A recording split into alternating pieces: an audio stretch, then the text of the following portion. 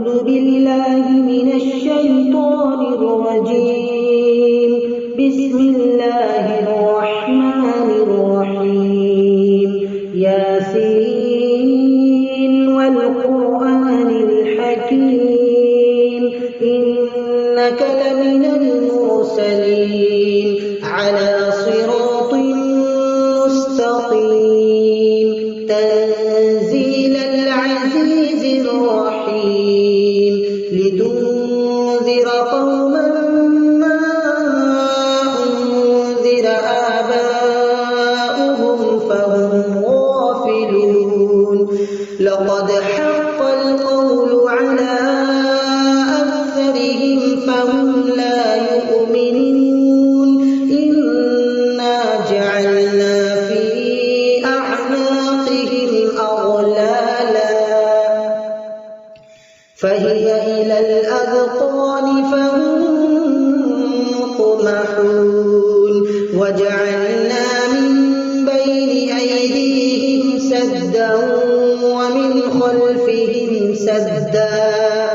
فأغشيناهم فهم لا يبصرون وسواء عليهم أأنذرتهم أم لم تنذرهم لا يؤمنون إنما تنذر من اتبع الذكر وخشي الرحمن بالغيب فبشره بمغفرة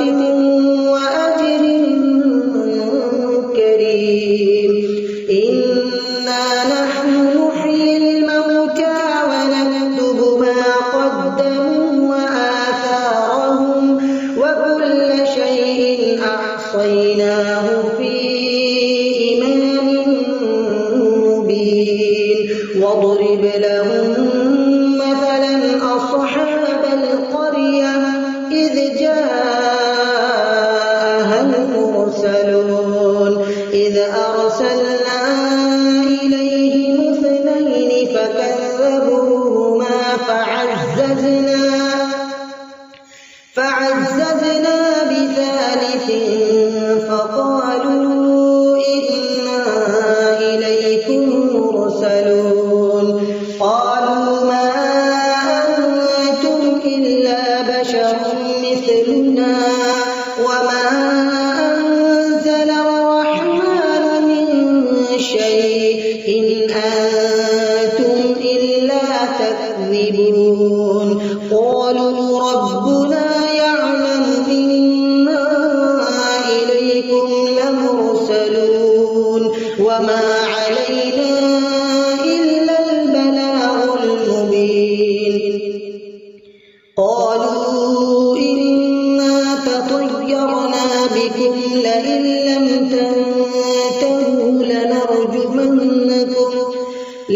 لم تنتهوا لنرجمنكم وليمسنكم منا عذاب أليم قالوا طائركم معكم أئن ذكرتم بل أنتم قوم مسرفون وجاء من أقصى المدينة رجل يسعى قال يا قوم اتبعوا المرسلين اتبعوا من لا يسألكم أجرا وهم مهتدون وما لي لا أعبد الذي فطرني وإليه ترجعون أأتخذ من دونه آلهة إن يردني الرحمن بضر لا تغن عني شفاعتهم شيئا ولا ينقذون إني إذا لفي ضلال مبين إني آمنت بربكم فاسمعون قيل ادخل الجنة قال يا ليت قومي يعلمون بما غفر لي ربي وجعلني من المكرمين وما أنزلنا على قومه من بعده من جند من السماء وما كنا منزلين إن كانت إلا صيحة واحدة فإذا هم خامدون يا حسرة على العباد ما يأتيهم من رسول إلا كانوا به يستهزئون ألم يروا كم أهلكنا قبلهم من القرون أنهم إليهم لا يرجعون ألم يروا كم أهلكنا قبلهم من القرون أنهم إليهم لا يرجعون وإن كل لما جميع لدينا محضرون وآية لهم الأرض الميتة أحييناها وأخرجنا منها حبا فمنه يأكلون وجعلنا فيها جنات من نخيل وأعناب وفجرنا فيها من العيون ليأكلوا من ثمره وما عملته أيديهم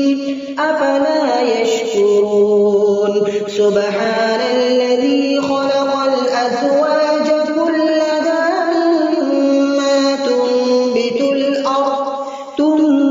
الأرض ومن أنفسهم ومما لا يعلمون وآية لهم الليل نسلخ منه النهار فإذا هم مظلمون والشمس تجري لمستقر لها ذلك تقدير العزيز العليم والقمر قدرناه منازل حتى عاد كالعرجون القديم لا الشمس ينبغي لها أن تدرك القمر ولا الليل سابق النهار وكل في فلك يسبحون وآية لهم أنا حملنا ذريتهم في الفلك المشحون وخلقنا لهم من مثله ما يركبون وإن نشأ نغرقهم فلا صريخ لهم ولا هم ينقذون إلا رحمة منا ومتاعا إلى حين وإذا قيل لهم اتقوا ما بين أيديكم وما خلفكم لعلكم ترحمون وما تأتيهم من آية من آيات ربهم إلا كانوا عنها معرضين وإذا قيل لهم أنفقوا مما رزقكم الله قال الذين كفروا للذين آمنوا أنطعم من لو يشاء الله أطعمه إن أنتم إلا في ضلال مبين ويقولون متى هذا الوعد إن كنتم صادقين ما ينظرون إلا صيحة واحدة تأخذهم وهم يخصمون فلا يستطيعون توصية ولا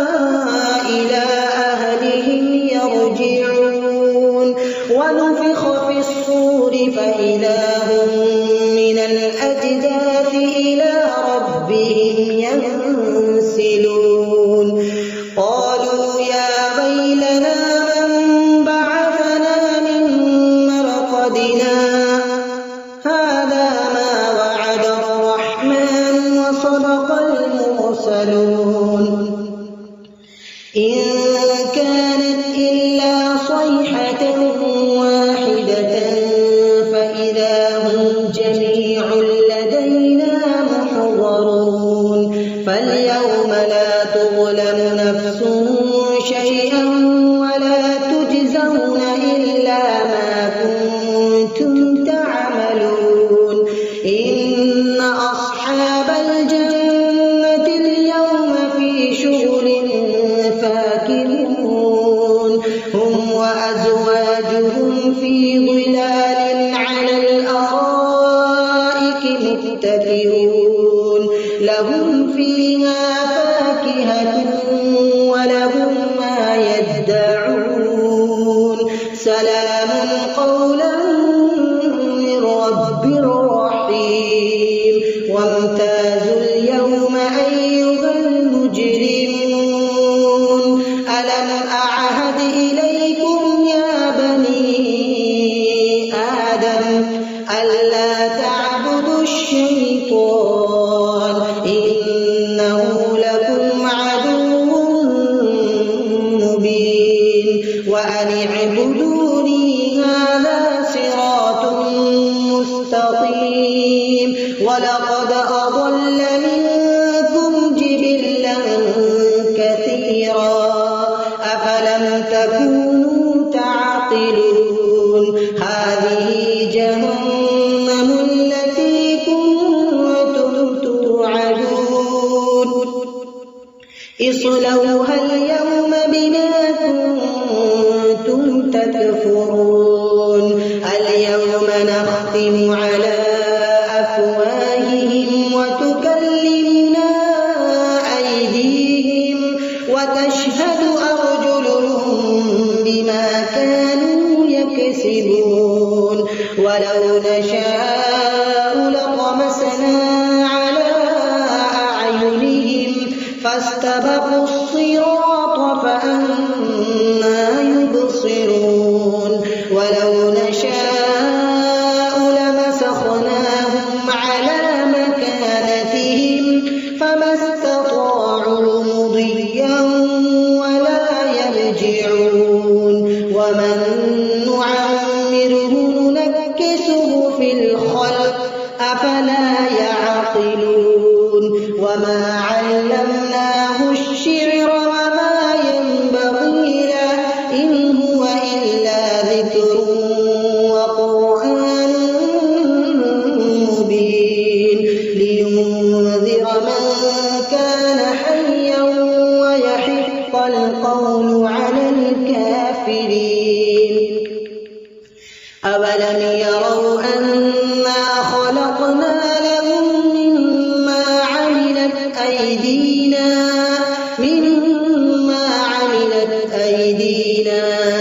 أنعاما فهم لها مالكون وذللناها لهم فمنها ركوبهم ومنها يأكلون ولهم فيها منافع ومشارب أفلا يشكرون واتخذوا من دون الله آلهة لعلهم ينصرون لا يستطيعون نصرهم وهم لهم جند محضرون فلا يحزنك قولهم إنا نعلم ما يسرون وما يعلنون أولم ير الإنسان أنا خلقناه من نطفة فإذا هو خصيم مبين وضرب لنا مثلا ونسي خلقه قال من يحيي العظام وهي رميم قل يحييها الذي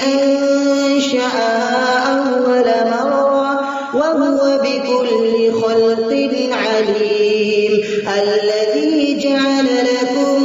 من الشجر الأخضر نارا فإذا أنتم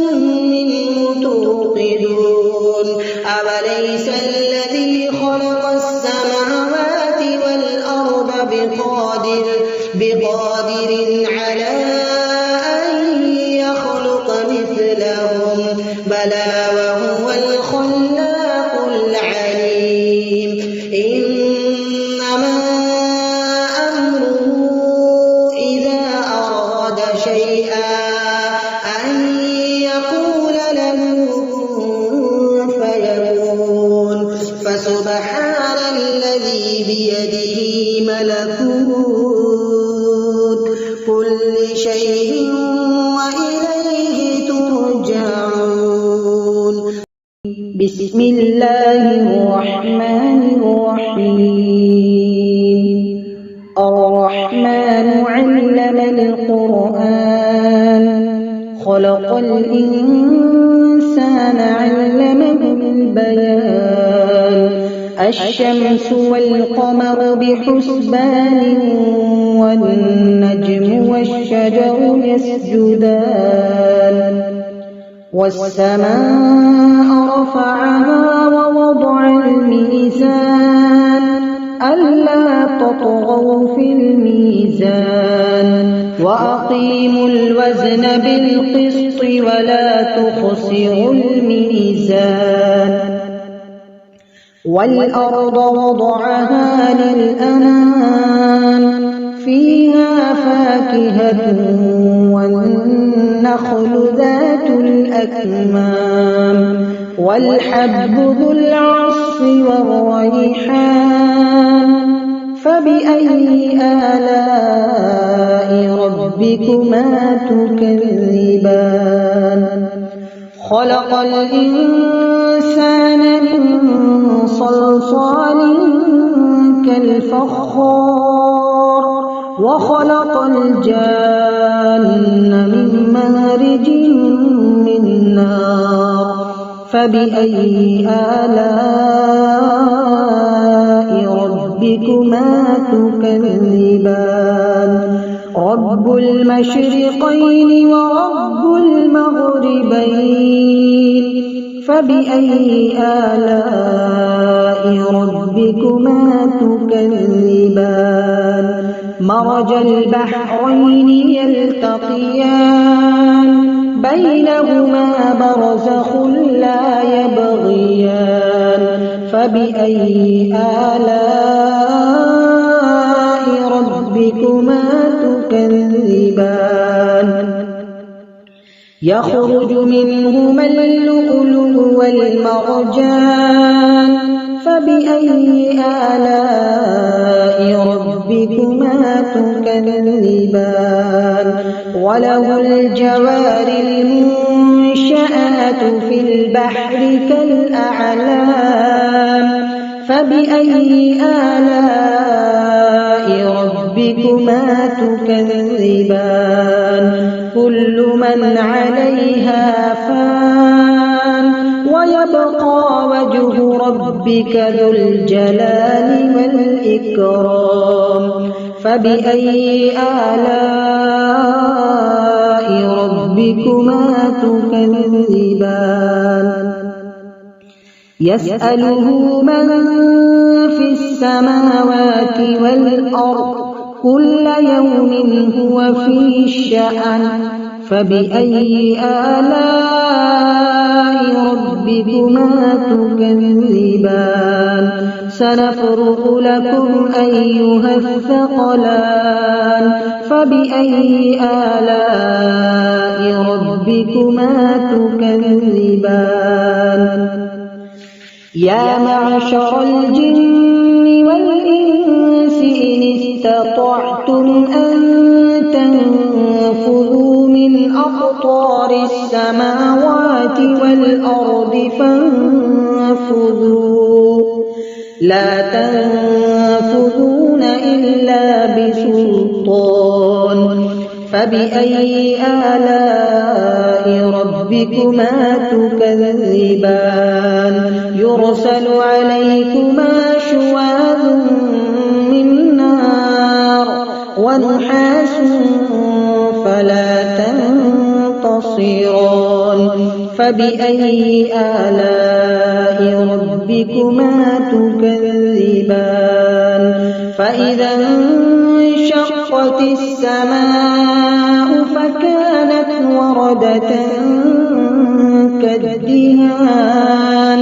فبأي آلاء ربكما تكذبان فيومئذ لا يسأل عن ذنبه إنس ولا جان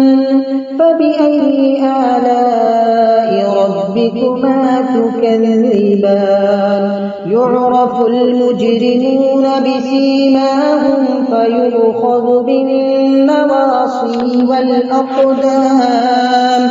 فبأي آلاء ربكما تكذبان هذه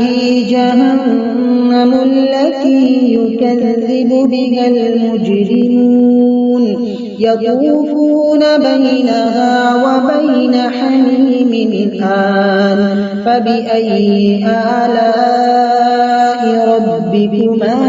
تكذبان ولمن خاف مقام ربه جنتان فبأي آلاء ربكما تكذبان ذواتا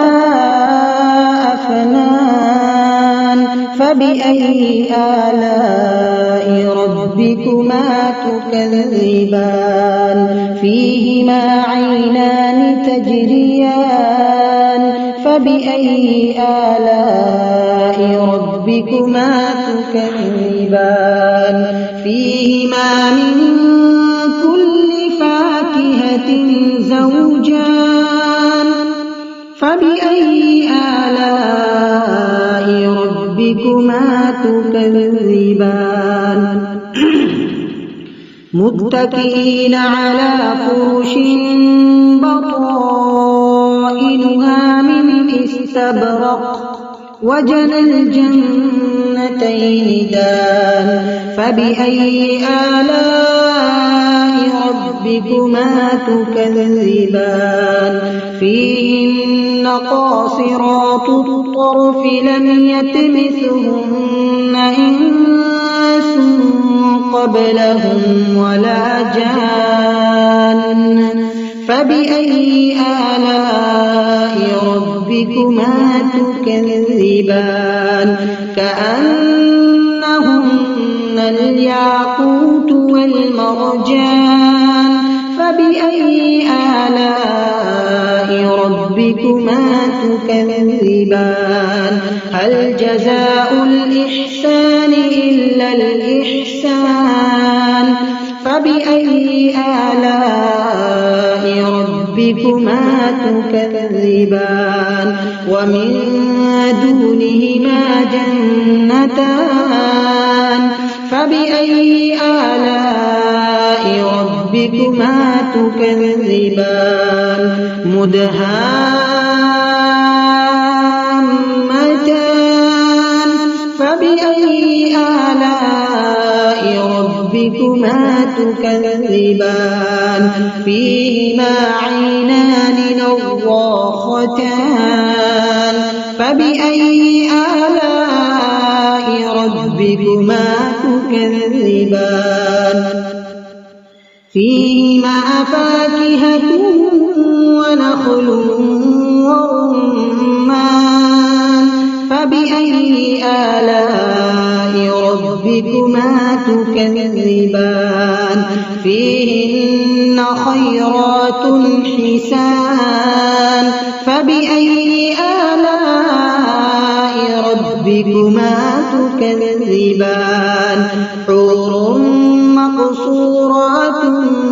في الخيام فبأي آلاء ربكما تكذبان لم يطمثهن إنس قبلهم ولا جان فبأي آلاء ربكما تكذبان متكئين على رفرف خضر وعبقري حسان فبأي آلاء ربكما تكذبان تبارك اسم ربك ذي الجلال والإكرام بسم الله الرحمن الرحيم إذا وقعت الواقعة ليس لوقعتها كاذبة خافضة رافعة إذا رجت الأرض رجا وبست الجبال بسا فكانت هباء منبثا وكنتم أزواجا ثلاثا فأصحاب الميمنة ما أصحاب الميمنة وأصحاب المشأمة ما أصحاب المشأمة والسابقون السابقون أولئك المقربون في جنات النعيم ثلة من الأولين وقليل من الآخرين على سرر موضونة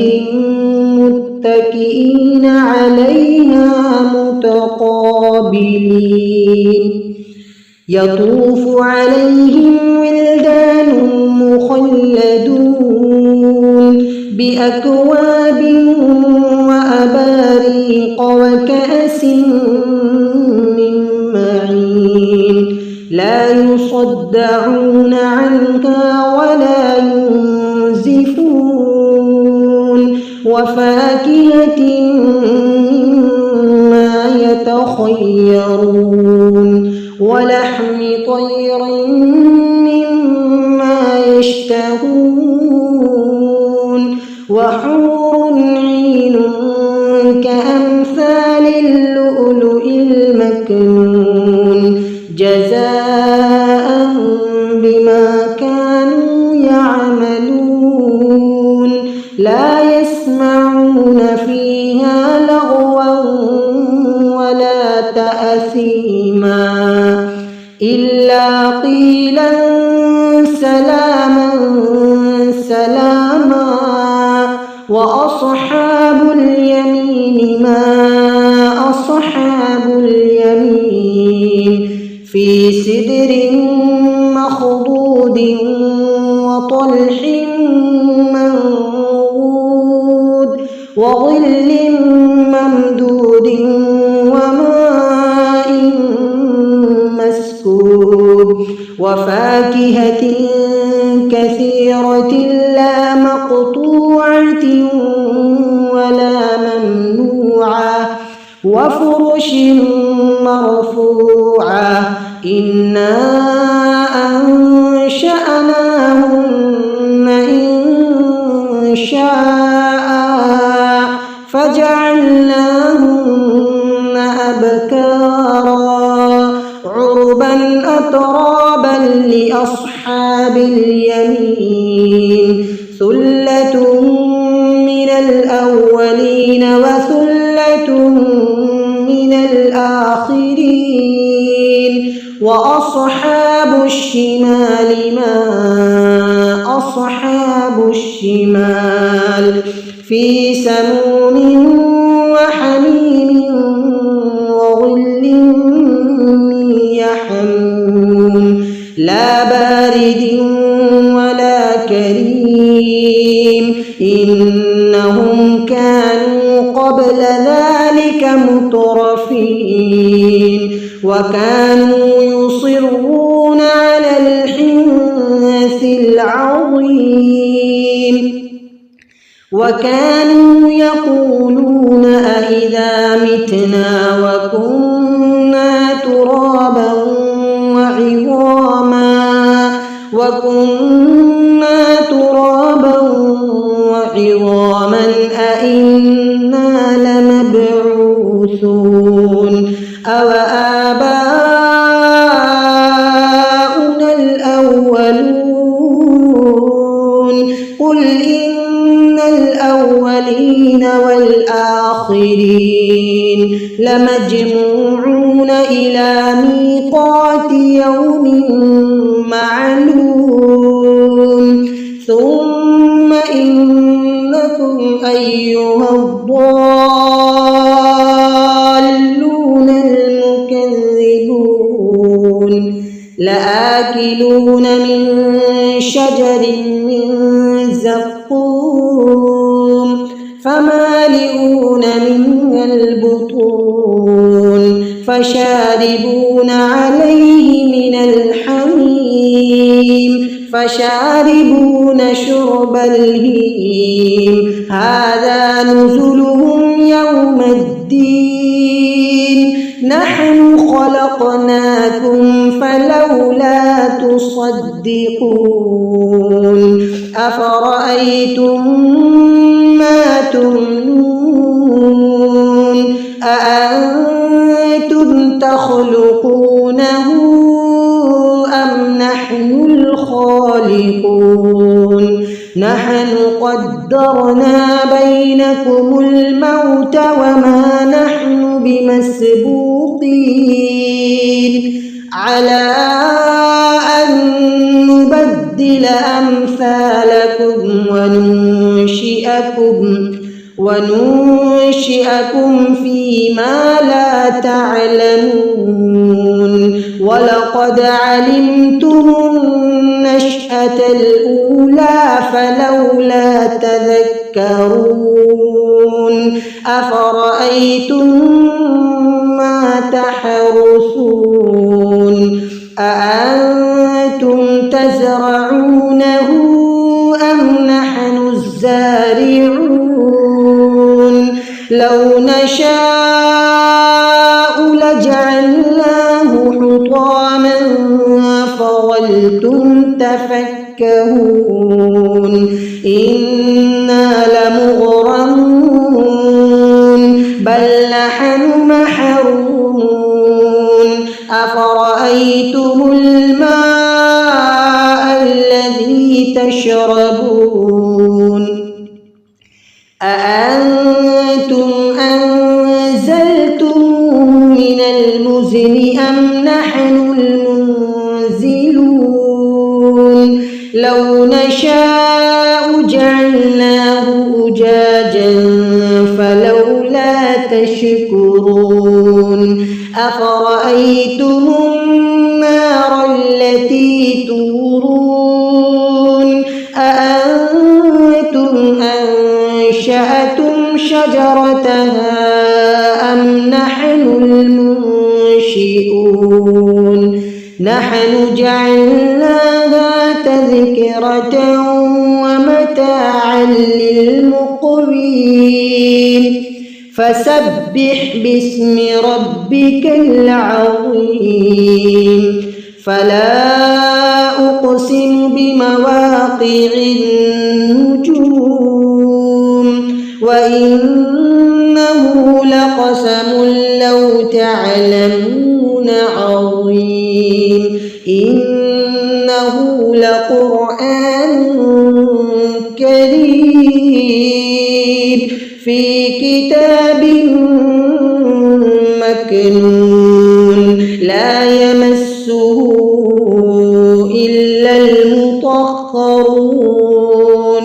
تنزيل من رب العالمين أفبهذا الحديث أنتم مدهنون وتجعلون رزقكم أنكم تكذبون فلولا إذا بلغت الحلقوم وأنتم حينئذ تنظرون ونحن أقرب إليه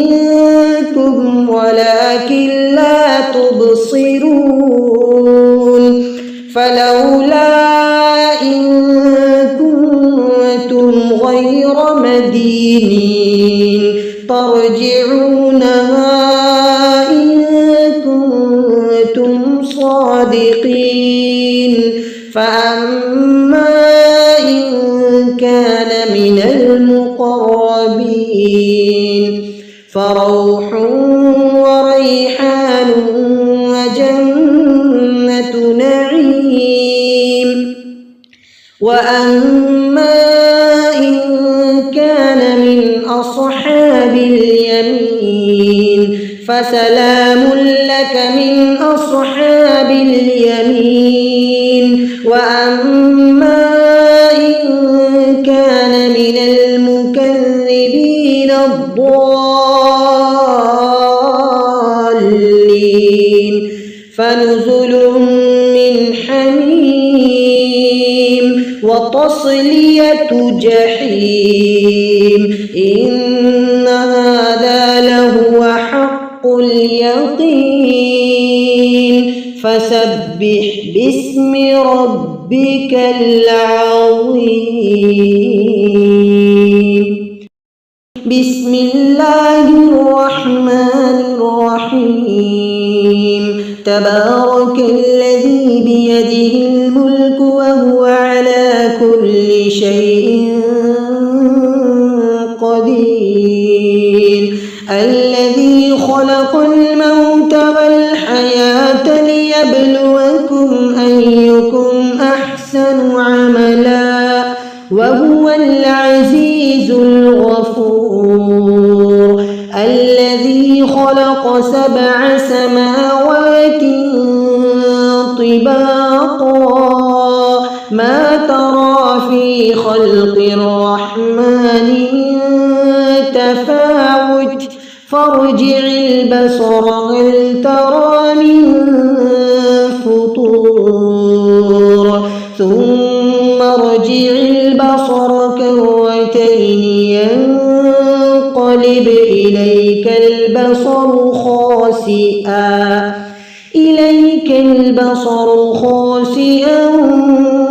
وهو حسير ولقد زينا السماء الدنيا بمصابيح وجعلناها رجوما للشياطين وأعتدنا لهم عذاب السعير وللذين كفروا بربهم عذاب جهنم وبئس المصير إذا ألقوا فيها سمعوا لها شهيقا وهي تفور تكاد تميز من الغيظ كلما ألقي فيها فوج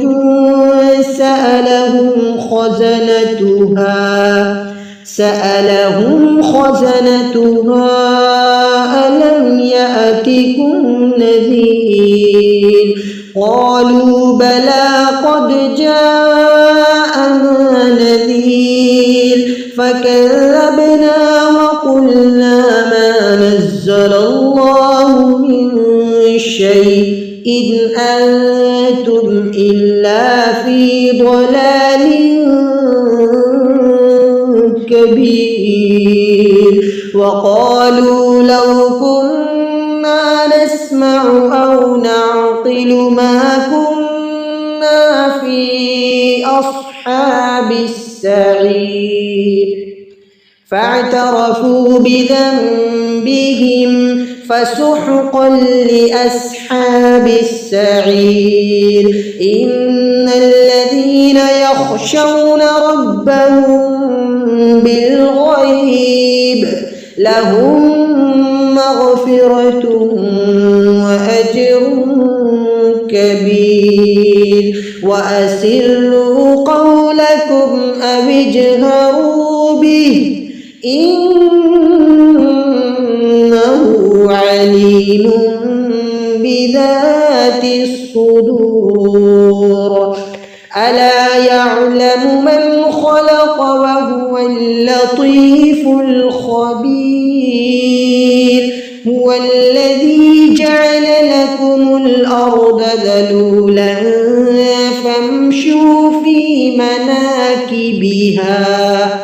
فامشوا في مناكبها وكلوا من رزقه وإليه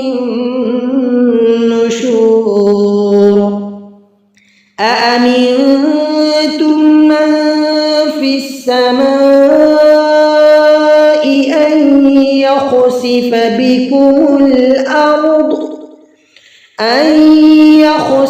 بكم الأرض فإذا هي تمور أم أمنتم من في السماء أن يرسل عليكم حاصبا فستعلمون كيف نذير ولقد كذب الذين من قبلهم فكيف كان نكير أولم يروا إلى الطير فوقهم صافات ويقبضن ما يمسكهن إلا الرحمن إنه بكل شيء بصير أمن هذا الذي هو جند لكم ينصركم من دون الرحمن إن الكافرون إلا في غرور أمن هذا الذي يرزقكم إن أمسك رزقه بل لجوا في عتب ونفور أفمن يمشي مكبا على وجهه أهدى أمن يمشي سويا على صراط مستقيم قل هو الذي أنشأكم وجعل لكم السمع والأبصار والأفئدة قليلا ما تشكرون قل هو الذي ذرأكم في الأرض وإليه تحشرون ويقولون متى هذا الوعد إن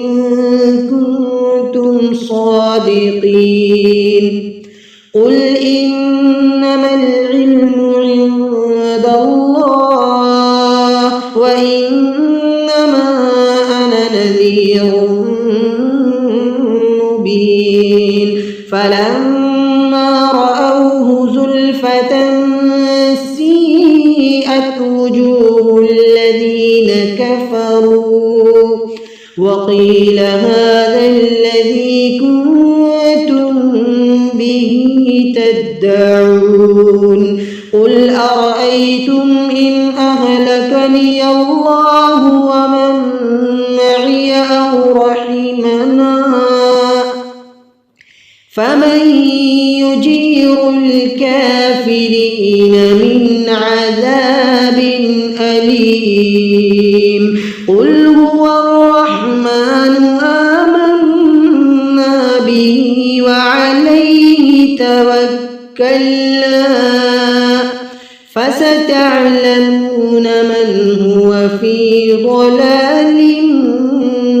مبين قل أرأيتم إن أصبح ماؤكم غورا فمن يأتيكم بماء معين صدق الله العظيم.